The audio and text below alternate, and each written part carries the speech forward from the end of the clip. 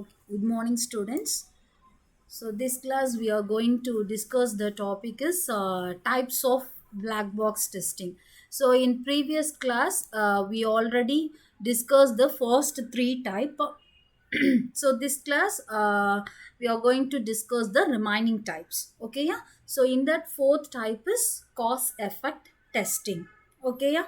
So what is black box testing? So black box testing means it's used to focus only the behavior testing, not focus the internal part of the software development. That is the meaning of black box testing. So in that we have a 9 types. So we already discussed the first three types. So now we are in fourth type, that is cause effect testing. So all the types are giving the output is what we have to equally divide the partitioning by using some conditions. So that is our concepts.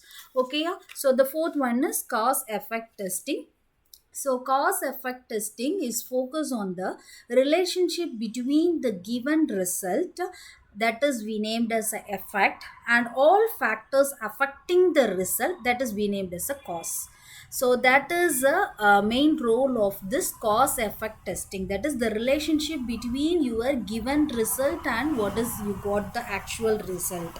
Okay, yeah. So that is a cause effect testing. So it is also be named as a dynamic testing techniques, and it is used to combine the condition and derive an effective set of test cases that uncover the inconsistency in a required specification. So how it is done means by using some logical relation. So logical relation means what we have to use and or not. Okay, yeah. So these are the steps to follow the cause effect testing. The first step is you have to specifying the complex, that is you have to specifying some difficult software component into the smaller part. And second, you have to identifying the cause and effect with a by using some boolean representation in terms of graph. Okay, yeah. The cause should be represented in the left side and effect should be represented in the right side. We have to use the operator as and or not. Okay, yeah. So these are the notification used in the cause effect graph, that is and or not. What is the notification? If both c1 c2 true na, the effect e1 will be true. If any cases that c1 or c2 any one of the true means the output also true. If c1 is false, the effect will e1 will be true. The output is always true. Okay, yeah. So the condition is depending upon your operator, the condition should be differ. So these are some notifications of logical operator. And step 4 is the graph may be annotated with constraint. Annotated means is nothing but the graph give the keynotes. And fifth one, the graph should be converted into decision table. And sixth one, the column in the decision table or transformed into the test cases. We see one example, then only you will get a clear idea about this cause and effect testing. So my example is searching for a character in a string. Okay, this is a home page. And what are the steps? First I have to give the input and output of the particular use cases. Okay, so this is the input is length of the string, size is 1 to 80.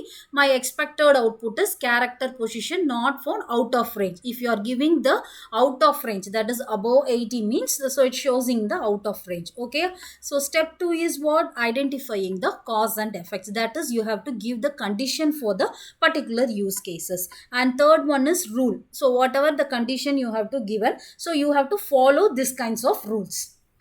And next one is what? You have to constrain the cause and effect graph by using the boolean operators. Am I right? Okay. Then fourth step is what? Annotated graph will constrain. By using the graph, you will get a keynotes. Then the keynote should be converted into the decision table. That is step 5. And step 6 is the decision table or transformed into the test cases. So test cases in the sense what? By using that tabular column, you have to check whether this condition is satisfied or not, a valid or invalid stage.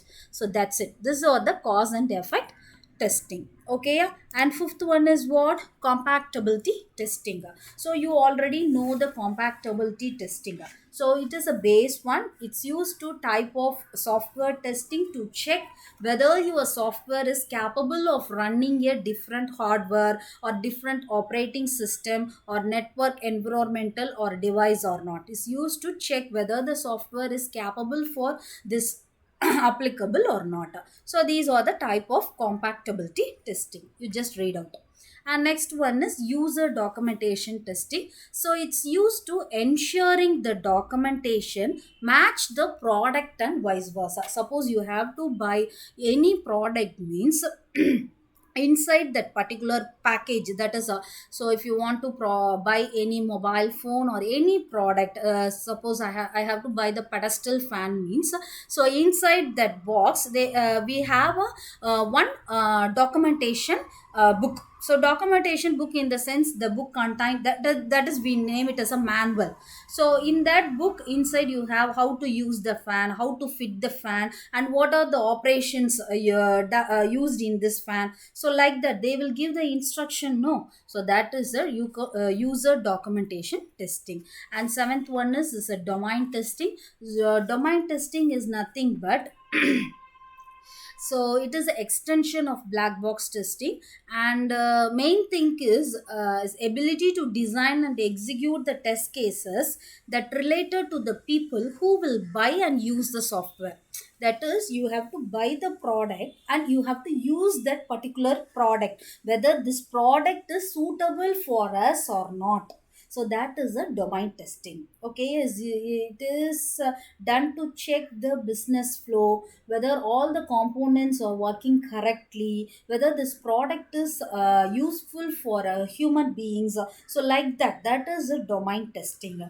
For example, these are some example. One simple example we consider as a ATM machine. So what is the purpose of ATM machine? So we will go to the ATM machine means first we put the ATM card inside and enter the correct pin and choose the cash withdrawal or deposit whichever you need, and take the cash and exist. So these operation are done in a correct way or not, you have to check it. So that is the domain testing, whether the software or product is applicable to the real time scenarios or not. And next one is random testing. So it is also be named as a monkey testing. Okay, you have to check in a random process. Okay, by using these random testing you have to find the new kinds of bug.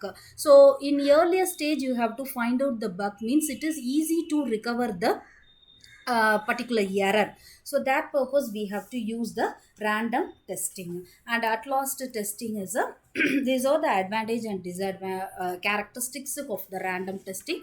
And last one is requirement based testing. Is nothing but is used to is used to verifying your requirement in a correct path, and it is in a complete stage, and it is in a testable mode, like that, by using the test requirement specification. So these are some example. This tabular column is example of requirements based testing. You have to take some more example also. You have to take the clock. The clock should be rotated in a clockwise. It is rotated in a anti-clockwise, no. The clock means the default rule is it should be rotated in a clockwise manner.